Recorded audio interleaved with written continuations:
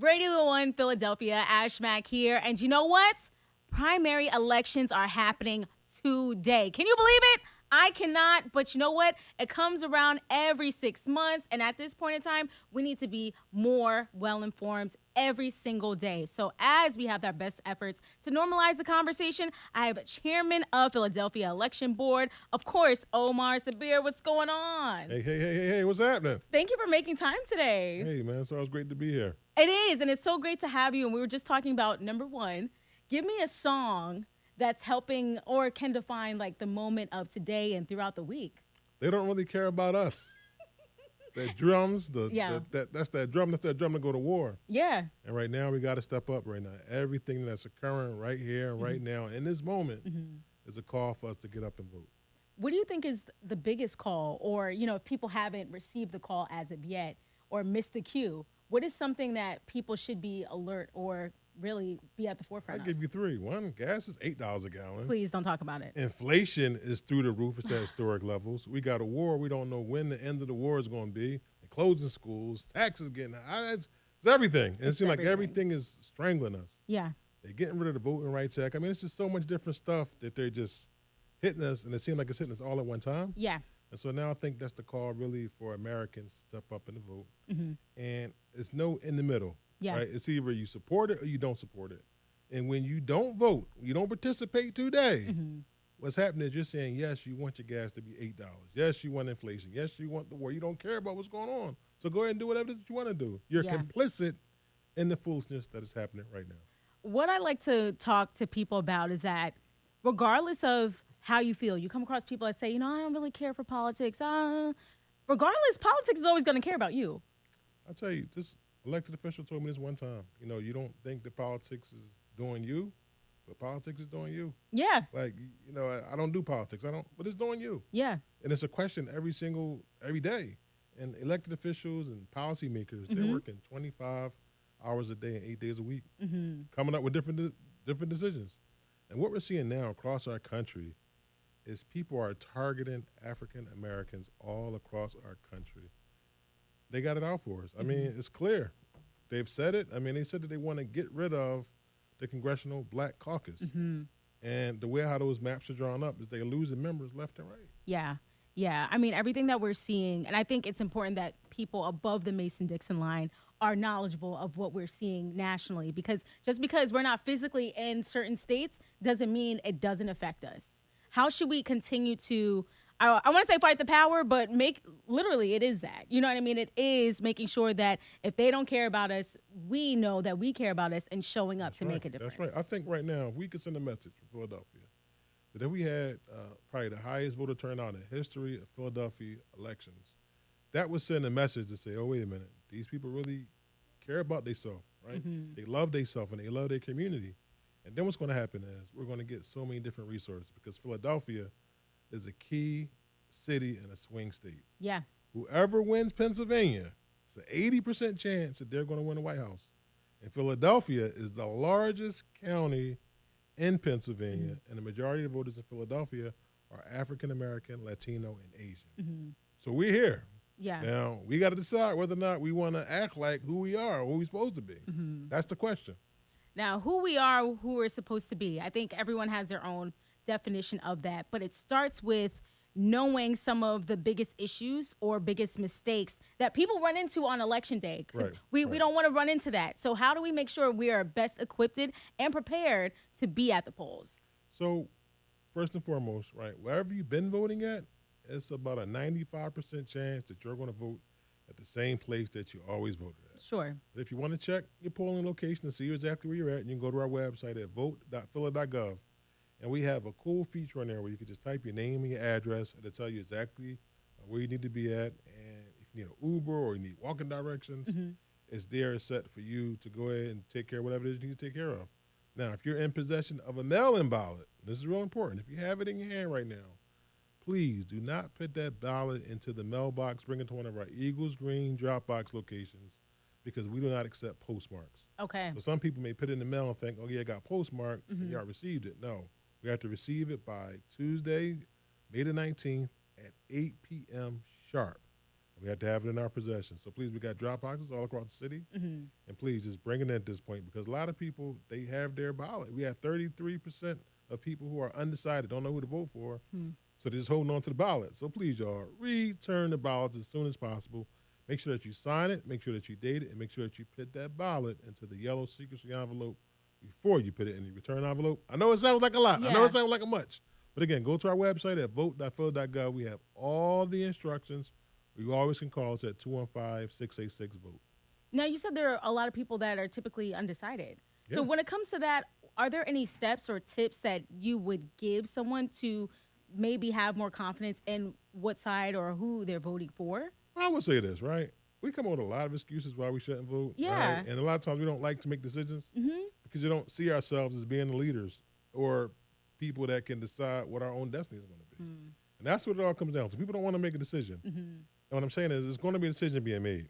You just got to decide, like not voting, okay, that's a decision. But that decision you're saying is I agree with everything that's going on. And the people that are making the decisions want you to stay at home, be apathetic and say, you know what, okay, good for me. Yeah. And so now it's time, for you to step up. But again, being undecided, about who to vote for. I mean, again, find out who to vote for. Yeah. We know everything about everybody else. You can go to Google search. You can find this going on. You outside line for this big watch. All this stuff. You moving around for everything else. But when it comes to vote, no, I don't know who to vote for. No, find out who to vote for. Do your research. The information is out there. Yeah. And then talk to a loved one or a family member that you know that votes every election. Because got those people in your family. Yes. That's always bugging you and annoying you.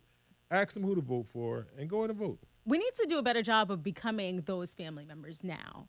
Especially everything that we're seeing, growing up, you're like, oh, auntie or my uncle, they always showing up. They always got something to say. But honestly, we need to do a better job of being those family members. And I gotta really make sure that I get back to that, even though me being a commissioner. Yeah. Like I just turned 46, I'll be 47 this year. I never really looked at myself as auntie or uncle or this old head. Now I got a couple gray hairs now. We do gotta start getting on people's nerves, right? Every Thanksgiving, every Christmas, every cookout, we got to stay on top of people and bug people because that's the way I used to vote. My dad would call me literally at 9:30 every election day. He would call, and he would vote at the same time, 9:30, and then the election lady who was there, she would tell him everybody in the house who already voted. So by the time he already called you, you already knew what the call was. Yeah. I was like, oh, man, it's Dad. What's up, Dad? Well, the lady didn't see you. Yeah. Then you hang up the phone. We know exactly what lady. We knew exactly what we about. had to do. Yeah. And we got up there and we voted. So we calling on everybody now. Call. Let them know, man. Be accountable, man. Stop playing around. Call them and accept the call. That's right. You know what I mean? Accept the call. So for the first-time voters, for any young adults or, any, I want to say black students or young voters, black voters, what would you share with them if this is their first time voting? If you're a first-time voter, you got to bring ID, right? But it's not just if you don't have like a ID or like a driver's license. Don't worry about it. There are there are multiple forms. You can use like a water bill, student ID. Okay. So if we're on our website at vote.phil.gov, it tell you all the different variable IDs that you can use so that way you can vote. Okay, perfect. Why is it so important for them to vote? We're talking about Gen Z, and I want to say, what is the next one, the younger group? Alpha they got something? so many different names. I know, it's Alpha something. But what I do know, 18 and 35 is the largest voting bloc in America. Okay. And they don't vote, right? The average age for a state rep is 60. In the last 3 presidential terms, we have elected the oldest presidents in the history of America doing it back to back to back. So what does that mean? 18 and 35, you're not doing your job. Come on, showtime. It's showtime.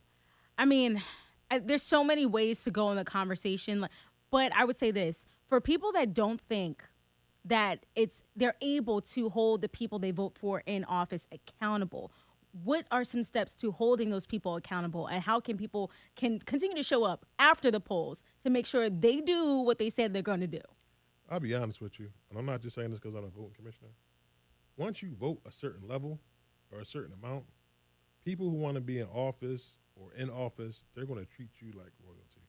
They're going to kiss your butt. Why are they going to kiss your butt? Because you're a voter. It's just really, I don't want to make it seem that simple. Yeah. But that's really what it is. But maybe that's what people need to hear, that it is that simple. Yeah, it really is that simple because now we got so much data and so much research now that you can know like what areas, who are super voters. So now as these campaigns are starting to move and starting to expand now and being more digital, more informational based, they know, okay, they rank each voter. So they go through the voting list. So we got 1 million voters in Philadelphia, and they rank all the voters. So four being the super voter. A super voter means that you vote in 5 consecutive elections. So that's about 10 years you don't miss an election. So they rank you as a 4, and then they go down 3, 2, 1, however which way they rank. And then they say, okay, well, this person's going to get a mailer. This is the person that we need to talk to. This person we're going to text. This person we're going to call. This person we're going to knock on their door. And if you're a 1 or you're a 0, even if you're on the same block, they're not going to knock on your door. They're going to go to the next person because you don't have a path for me to get into this elected office that I want to see. This goes back to what you say with the more you vote, the more you get. Real simple. Literally that. Accountability, right? You get resources because anybody, and that's Democrat, Republican, Independent. Yeah. It's that message is really aligned with the message that was in the Civil Rights Movement. It was never about candidates. Oh, Democrat, Republican, the conversation is larger than that. Is do you want something better for your community? Do you want more? I want more. I'm pretty sure you want more. Yeah. So again, it's something simple. It's just going in, pressing the button. What's going to happen? You're going to get resources. You want to get accountability for your neighborhood when you do it. We think about it from a collective standpoint. Absolutely. Not just, okay, I want this person to win, or I don't like that person. That person didn't call me back. So guess Right. what? I'm not ever voting again, ever in my lifetime, because I called this politician and he didn't call me back. Like, nah, hold up. Yeah. Every 6 months. Yeah. I do it. And collectively, when you're doing it, oh, no. Potholes, are they going to get fixed? Yeah. Okay. I was going to bring up potholes, but I was Trash going to come quick. The trash men going to pit them, and women, they're going to put their trash cans up nice and neat. Right? Everything is going to be right. When you say, okay, man, I want my rec center to be nice. Yeah. They're not going to close those schools inside your neighborhood. It's all these different things and the level of accountability that happen. Yeah. You have a nonprofit that's serving that area when they're applying for these grants. And people are looking at that. Okay, what areas you want to serve? Yeah. I want to serve this zip code, that zip code, and that zip code. Okay, well, these areas vote. Guess what? We got to do something for them. Absolutely. I was going to mention potholes, but you already did it. Hey, but man. Of course, another concern people have schools, housing as well. You know, what are some more of the bigger things and topics and resources that will be on the ballot that people need to pay attention to? So you have a governor's race, right? Again, that's uncontested. You have the 3rd congressional race. That's very critical because that's the most Democratic district in America. So the Republicans have not even put up a challenger in that race. So whoever wins on May the 19th is going to be serving the 3rd congressional district in Washington, D.C. And so as you know, Congress, you know that war that's happening. That's on a lot of people's mind, right? Yeah. Our taxpaying dollars are going to a war and our overseas policy. So the lawmakers in Washington, D.C., they're affected. We talk about schools and things like that closing down. It could be federal funding that could be coming to our city based off of what happens on the 3rd. And remember, because Philadelphia is what? It's the largest city and a swing state. Yeah. So that means that whoever's down there, Philadelphians, congressional members, they're going to have some juice. Yeah. And the 3rd congressional district is completely and totally enclosed in Philadelphia. So they're going to bring us back resources. They're going to bring us back accountability if we elect the right person. Well, it's on the people. Literally that. It's on the people. Your voice matters. Your power is your voice. And we want to make sure that you get to the polls today. As soon as you see this, you need to get to the polls, and they're open till 8 p.m. Now, even if you're still in line by 8 p.m., we want you to get there beforehand, but make sure you're in line because you will be accepted as well. As long as you're in line by 7:59, you will be fine. You get there at 8 o'clock, 8:01, you're going to have a problem. 7:59, you got to be in line by. And it does not matter how long the line is. If the line is long, you will still be eligible to vote. If you have any problems, please feel free to give us a call at 215-686-VOTE. Any issues that you see, we will be there, Johnny on the spot. I love this. Thank you so much. We're going to have you more often so we can have these conversations. I'm around. Okay, let's do it. All right, get more over at classicsphilly.com as well as rnbphilly.com.